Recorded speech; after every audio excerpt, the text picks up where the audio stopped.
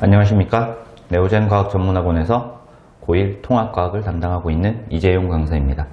자, 이번 시간에는 2024학년도 1학기 기말고사 지상고등학교 통합과학 내신 분석을 해보도록 하겠습니다.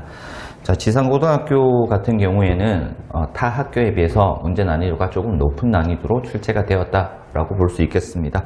그래서 전체적인 문제 난이도는 중상급 이상의 난이도, 선행이라든가 심화가 꼭 필요했다라고 볼 수 있고요. 그래서 시험 문제의 전체 난이도는 중상급 이상 정도로 분석을 할 수 있겠습니다. 1등급 컷이 80점대 후반에서 90점대 초반 정도로 예상이 되는 그런 난이도의 문제였다라고 볼 수 있고요. 특이사항으로는 일단 지상고 예년 기출문제, 평소에도 꾸준히 어느 정도 난이도로 출제가 되었기 때문에 크게 벗어나지 않는 난이도의 시험으로 분석이 된다라고 볼 수 있겠습니다. 그래서 예년 기출문제 위주의 난이도로 꾸준히 공부했던 학생들은 충분히 좋은 결과가 나오지 않았을까 그렇게 생각이 들고요. 객관식 22문항에 논술형 2문항이 출제가 되었고 모의고사 수능형 문제 0개 형태로 출제가 되었다라고 볼 수 있겠습니다. 객관식 배점은 3.6에서 4.7점 정도로 배점 간의 간격이 1.1점까지 차이가 나는 형태로 나타났고요. 그래서 논술형 배점에 비해서 객관식 배점이 상대적으로 높게 나타난 것으로 분석이 됩니다. 그래서 일단 논술형 문제를 먼저 좀 해결을 하고 객관식 문제를 접근하는 쪽이 시간 안배하는 데 있어서 좀 더 수월하지 않았을까 그렇게 판단되는 문제들이었다라고 볼 수 있고요.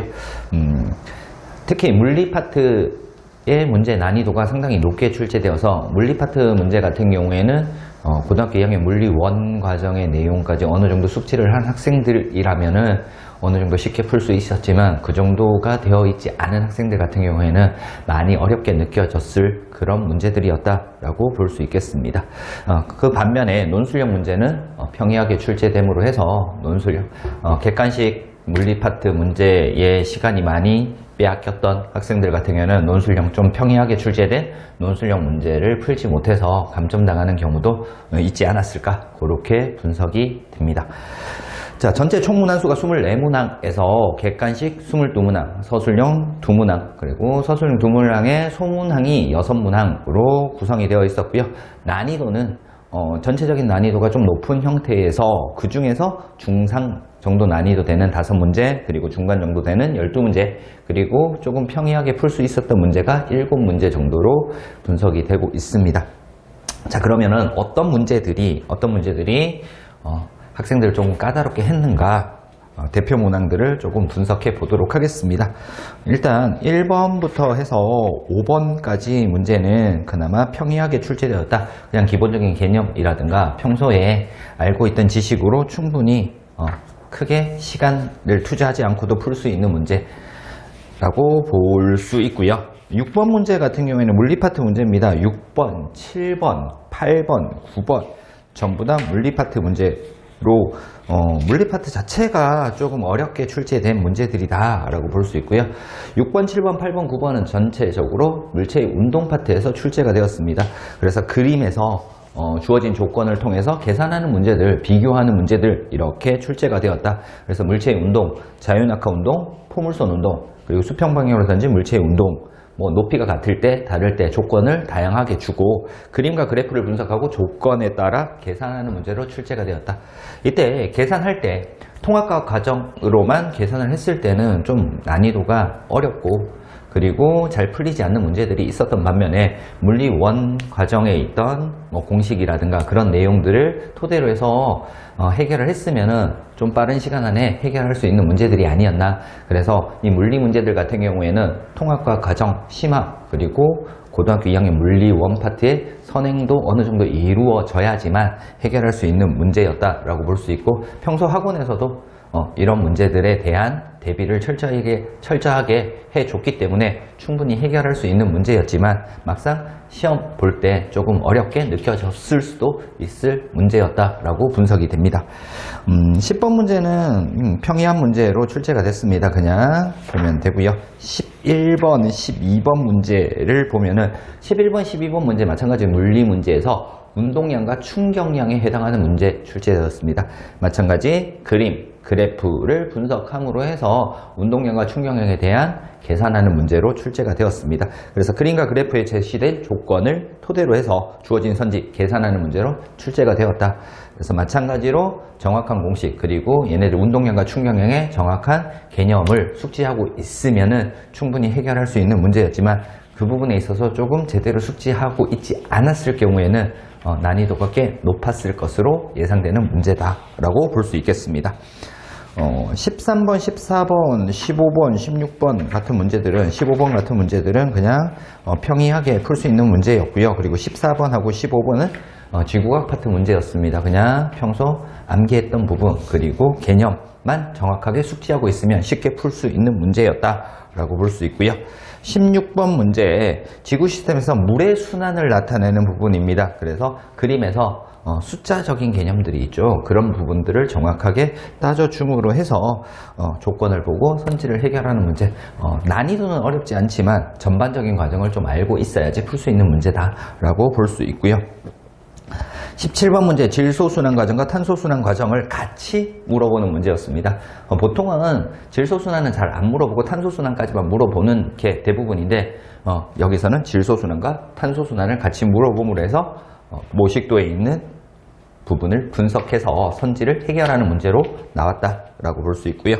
18번 문제 같은 경우는 지구과학에서 판의 경계와 지각 변동에 대한 문제다. 전체적인 판의 경계, 수렴량 경계, 발산형 경계, 보존형 경계를 다 제시를 하면서 거기에서 나타나는 지형 변화가 어떤 것들이 발생을 하는가라는 것까지 알아보는, 그래서 전반적으로 지각 변동에 대한 전체적인 과정이 제대로 숙지되어 있어야지 풀 수 있는 문제가 아니었나, 그렇게 분석이 됩니다. 자, 19번 문제도 18번 문제와 유사하게 출제가 된 문제였고요.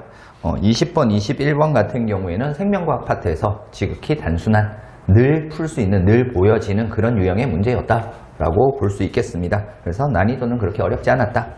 자, 22번 같은 경우에는 삼투 현상의 실험에 대한 문제입니다. 그래서 실험 조건에 대해서 정확하게 숙지를 하고 이 실험 결과가 어떻게 나타나는지에 따라서 이 용액들이 어떤 용액인가, 고장액인지 저장액인지 등장액인지를 판단하고 어떤 형태로 삼투 현상이 일어났는가를 정확하게 알고 난 다음에 해결해야 되는 문제였다라고 볼 수 있습니다. 그래서 질량이 증가, 감소 이렇게 나와 있는데 증가, 감소를 통해서 어떤 용액에 들어있었는가를 통해서 선지를 해결하는 문제로서 조금은 실험을 제대로 해석하지 않으면 풀기가 조금 까다로운 문제였고, 실험의 내용들도 좀 많기 때문에 학생들의 집중력이 살짝 흐트러질 수 있는 문제였지 않나, 그렇게 분석을 할 수 있습니다. 그리고 뒤쪽에 있는 논술형 1번, 2번 문제는 객관식 문제보다는 좀 평이하게 출제가 되었습니다. 그래서 학생들이 논술형이나 서술형 문제에 대해서 조금 부담을 가지는데, 고등학교 때부터는 논술형, 서술형이 어떻게 보면 객관식보다 좀 쉽게 나오는 경향들이 있으니까 객관식 문제, 물리 파트 문제를 계산함으로 해서 시간을 많이 뺏겨서 논술형, 서술형 문제를 못 푸는 경우가 발생할 수 있기 때문에 논술형, 서술형 문제를 먼저 해결하는 것도 하나의 방법이지 않을까, 좋은 성적을 내는 하나의 방법이지 않을까, 그렇게 생각을 해봅니다. 자, 이렇게 해서 지상고등학교 1학기 기말고사 문제를 분석을 해봤습니다. 전반적으로 물리 파트에서 조금 난이도가 있는 문제들이 나왔다라고 볼 수 있고요. 그래서 이제 2학기 시험 대비를 해야 되겠죠. 2학기 시험 대비는 어떻게 해야 될까? 첫 번째는 학교 수업을 진짜 잘 들어야 됩니다. 학교 수업을 잘 들어야 돼. 학교에서 선생님이 어떤 얘기를 하시는가, 어떤 내용을 설명해 주시는가, 거기에 맞춰서 이제 문제를 풀어야 되겠죠. 두 번째는 거기에 해당하는 기본적인 문제를 풀자.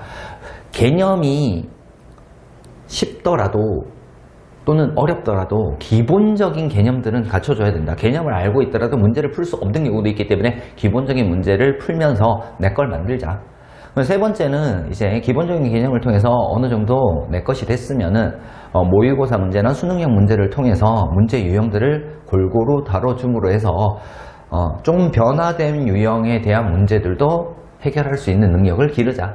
네 번째는 좀 더 난이도가 높은 다른 학교 기출문제, 그러니까 지상고등학교랑 비슷한 난이도에 있는 다른 학교 기출문제를 통해서 그 학교들의 출제 유형이라든가 문제들을 분석함으로 해서 이런 문제들도 풀 수 있도록 만들어주는 것이 마지막 단계라고 볼 수 있겠습니다. 그래서 공부량이 많아야 됩니다. 통합과학은 공부량이 많아야지 결과가 잘 나오기 때문에 일단은 다양한 문제를 많이 다루면서, 그리고 특히 심화 문제라든가 선행 문제들, 그리고 개념들을 정확하게 알고 있어야지 물리나 화학 파트를 해결하는데 좀 더 수월하지 않을까, 그렇게 예상이 됩니다. 그래서 2학기 시험 대비는 이런 식으로 준비해두면 좋은 결과가 있지 않을까 생각이 듭니다.